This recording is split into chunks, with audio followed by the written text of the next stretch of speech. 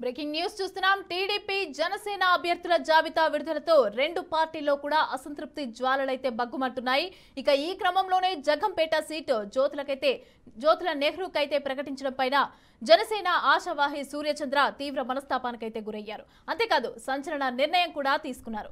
తనకు టికెట్ ఇవ్వకపోతే భార్యతో కలిసి సూసైడ్ చేసుకుంటానని హెచ్చరిస్తున్నారు. టికెట్ వస్తుందని పార్టీ కోసం తీవ్రంగా శ్రమించానని చెప్తున్నారు.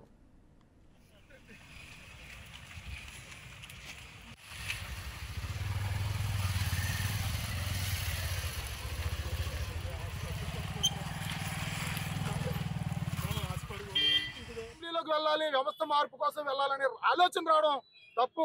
నాకు ఆలోచన వచ్చింది కాబట్టి మాకు మేముగా వేసుకునే శిక్ష మరి ఇక్కడ ఈ రోజు ఉదయం నుంచి కూడా చేయడం జరుగుతూ ఉంది. 11:30 నుంచి కూడా మరి నా భార్య శ్రీదేవి నేను కూడా ఈ 5 సంవత్సరాల నుంచి తిరుగుతా ఉన్నాం. మాకు తోడుగా జగ్గంపేట నియోజకవర్గంలో ఉన్న జన సైనికులందరూ కూడా మరి 5 సంవత్సరాల నుంచి మా అడుగులు అడిగేసి ఎన్నో కష్టాలు పడ్డారు.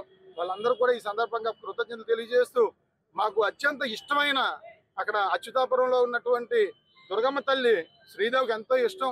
మరి అక్కడ జరిగిన వెంటనే శ్రీదేవికి అత్యంత ఇష్టమైనటువంటి అమ్మవారి దగ్గరికి నడిచి వెళ్ళాలి, అక్కడే మా తుది శ్వాస విడాలని చెప్పేసి అక్కడికి వెళ్ళడం జరుగుతూ ఉంది.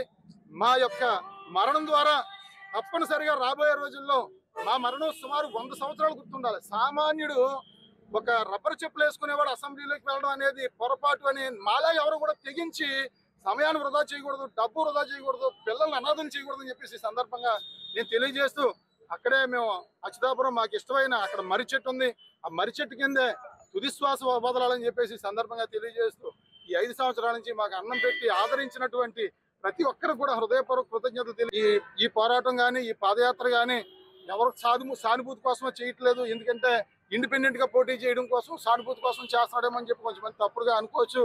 ఇండిపెండెంట్ గా పోటీ చేసే ఆలోచన లేదు, మరి వేరే పార్టీలోకి వెళ్ళే ఆలోచన లేదు.